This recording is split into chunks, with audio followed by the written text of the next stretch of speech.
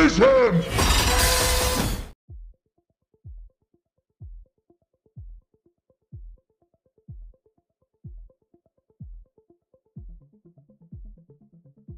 What's going on, everybody? This is AR from AR Movie Memos, powered by the AR Report. And today we are talking about Mortal Kombat 2. And I'm going to get straight to the point with this review. This film was a pretty big letdown. Now, before anybody jumps in the comment section saying I'm hating, no. I actually think this movie is better than the 2021 film. But the problem is it's only slightly better. And when you're dealing with a franchise that has close to 30 years worth of material to pull from, the games, the animated films, the comics, the lore, you would figure this would be slightly better, just isn't enough. The biggest issue with this movie is the story direction. This film should be focused heavily on the actual tournament. That's literally the backbone of Mortal Kombat storyline. And the tournament almost feels secondary. The film keeps teasing the bigger event instead of fully committing to it. And because of that, the pacing early on in this film was a little rough as well.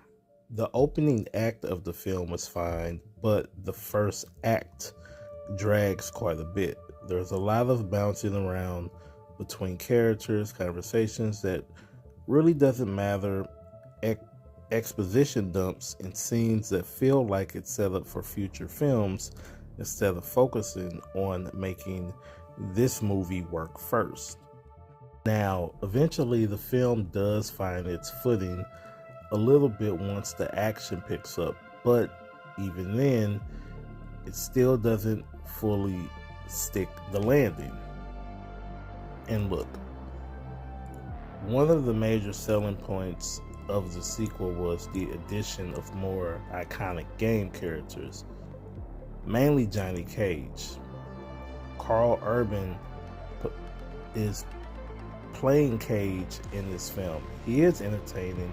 He definitely brings more personality in the film. Some of his moments work, and he adds some energy whenever he is on screen. But even the addition of Johnny Cage and several other fans' favorite characters, it still doesn't save the movie overall. You have all these recognizable characters returning from the first film, mixed with newer additions, but it never fully comes together into something memorable. It feels like a movie is more concerned with saying, hey, look who showed up, instead of actually developing these characters in a meaningful way. A lot of the cast is just there. They pop in, fight, throw a few lines or two, and then the movie moves on at times. Now, visually, the film is a mix for me as well. There are actually some really good practical sets and environments inspired directly from the games. You can tell the production team tried to bring certain iconic locations to life. Some of these environments genuinely look cool, but the cinematography doesn't always do them justice. The movie is way too dark at times. And I don't mean dark in tone, I mean literally dark. The lighting becomes a problem in multiple scenes. Some fights and environments lose visually because everything is drowned in shadows or in muted lighting. There are moments where I was thinking, why does this look like a filter when it shouldn't? Especially for a franchise known for colorful areas, larger than life worlds, and visually distinct fighters. Some of the environments just don't pop the way they should. Despite my criticism, there are some positive things here. the biggest standout for me would be Shao Kahn. Shao Kahn really brings presence to this film. Every time he's on screen, the movie instantly feels more focused. He has weight, he feels threatening, his motivations are simple, straightforward, and effective.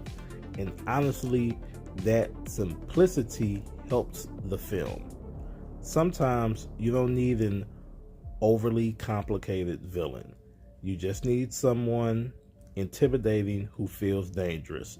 That's what Shao Kahn brings to this film. I also thought Kano remained one of the better characters again, like he was in the previous film.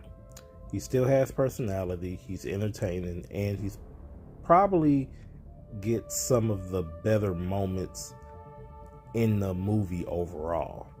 Now, let's talk about the thing everybody really came to see, the fights. Because even through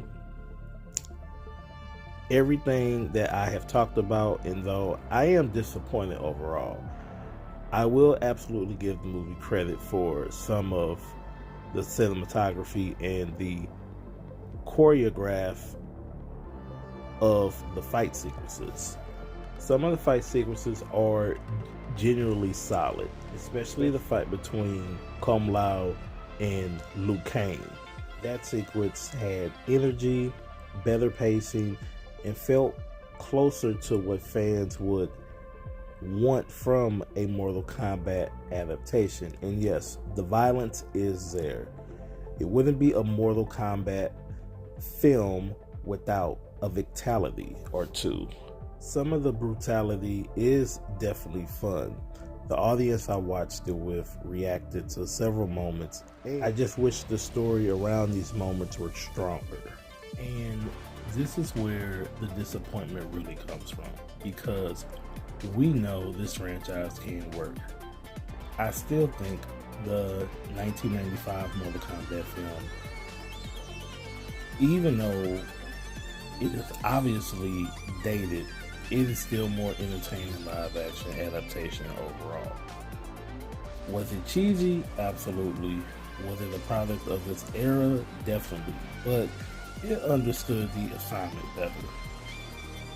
Minus it being a PG-13 film at the time and not having the violence in the newer films compared to back then, it embraced the tournament, it embraced the atmosphere, and it embraced the characters. And honestly, the best Mortal Kombat adaptations might still be the animated films like Mortal Kombat Legends, Scorpion's Revenge, and Battle of the Realms.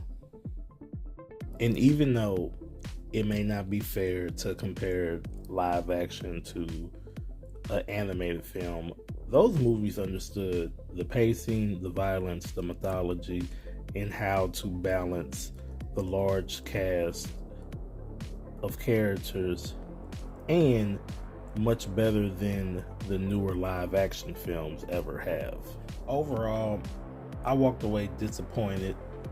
Again, yes, this movie is better than the 2021 version, but it's not really saying much. But for my final grade, I'm giving Mortal Kombat 2 a 5.5 out of 10. Disappointing overall, but still slightly more entertaining than the previous film. If you enjoyed this review, make sure you like, subscribe, and follow for more reviews, movie news, television coverage, sports, podcasts, and other things coming soon. And I will catch you guys on the next review.